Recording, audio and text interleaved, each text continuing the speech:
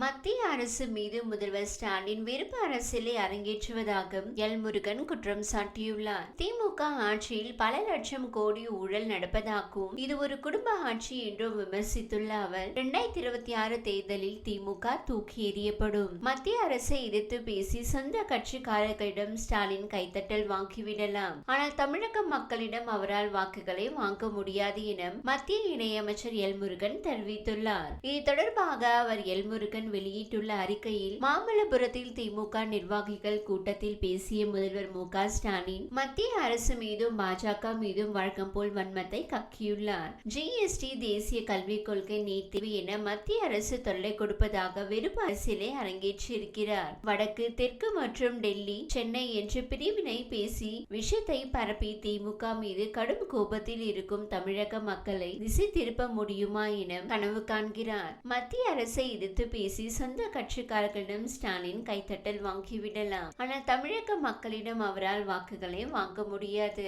மக்களை சுரண்டி பல லட்சம் கோடி ரூபாய் கொள்ளையடித்து குடும்ப ஆட்சி நடத்தும் முதலமைச்சர் மு.க. ஸ்டாலின் நாட்டு மக்கள் கேட்கும் கேள்விக்கு பதில் சொல்ல தயாரா? தமிழகத்தில் கடந்த 4.5 ஆண்டுகளில் ஊட்டச்சத்து முதல் டாஸ்மாக் வரை நடைபெறும் பல கோடி ரூபாய் ஊழல்கள், பாலூட்டும் குழந்தைக்கு செயல்படுத்தும் திட்டம் முதல் இடுகாட்டு கட்டிடம் வரை ஊழல், மேலும் பல்வேறு ஊழல் வழக்குகளில் சிக்கி திமுக நிர்வாகிகளும் அமைச்சர்களும் தினந்தோறும் நீதிமன்ற படியேறி இறங்கிக் கொண்டிருக்கிறார்கள். மக்களை பற்றி கவலையின்றி முழு நேரமும் முதலமைச்சரும் அவரது மகனும் போட்டோ ஷூட் நடத்தி கொண்டிருக்கின்றனர். பருவமழை தொடங்கும் முன்பே நெல் கொள்முதலை தொடங்காமல் பல ஆயிரம் டன்கள் நெல் மழையில் நனைந்து வீணாக்கியுள்ளது. ஆயிரக்கணக்கான விவசாயிகள் கண்ணீருடன் தவிக்கின்றனர். டெல்டா மாவட்டங்களில் ஆண்டாண்டு காலமாக செய்து வரும் நெல் கொள்முதலை கூட சரியான முறையில் செய்யாமல் அலட்சியத்தில் இருக்கிறது இந்த திமுக அரசு. ஆனால் சினிமா இயக்குநர்கள், நடிகர்களை சந்தித்து பேச நேரம் இருக்கும் முதலமைச்சருக்கும் தன்னுடைய அரசின் அலட்சியத்தால் கொட்டும் மழையில் நெல் முளைத்து பெரும் நஷ்டத்தில் தவிக்கும் விவசாயிகளை சந்திக்க நேரமில்லை. கமிஷன், கலெக்ஷன், கரப்ஷன் என்பதை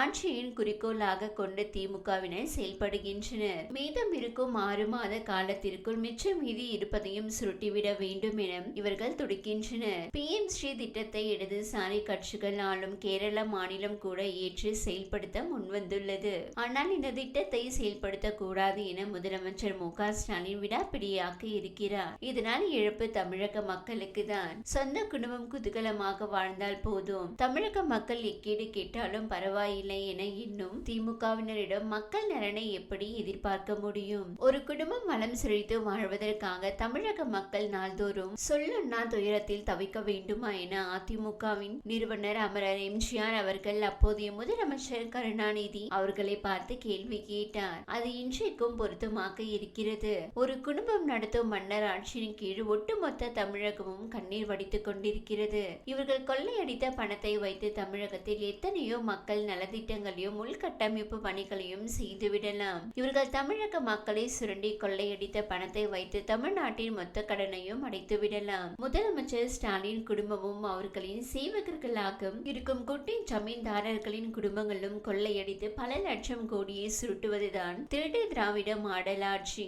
இந்த ஆட்சி அடுத்த ஆண்டு தேர்தலுக்கு பிறகு தொடரும் என மு.க. ஸ்டாலின் அவர்கள் நம்புவதுதான் வேடிக்கை. ஆட்சிக்கு வருவதற்கு முன்பு கொடுத்த வாக்குறுதி என்ன என்று மக்கள் அவரை கேட்கின்றனர். அவர் அதற்கு முதலில் பதில் சொல்லட்டும். மக்கள் பணத்தை கொள்ளையடித்தவர்கள் மக்கள் மன்றத்தின் முன்பு நிறுத்தப்படுவார்கள். ஒரு 2026 ஆண்டு சட்டப்பேரவை தேர்தலில் திமுக ஆட்சி தூக்கி எறியப்பட்டு தமிழகத்தில் மக்கள் விரும்பும் நல்லாட்சி மலர்வது உறுதி என எல் முருகன் தெரிவித்துள்ளார். இந்த வீடியோ உங்களுக்கு பிடித்திருந்தால் லைக் செய்யுங்க. மேலும் இதுபோல் வீடியோ தொடர்ந்து பார்க்க நம்ம ஊர் சேனலை சப்ஸ்கிரைப் மற்றும் ஃபாலோ செய்யுங்க.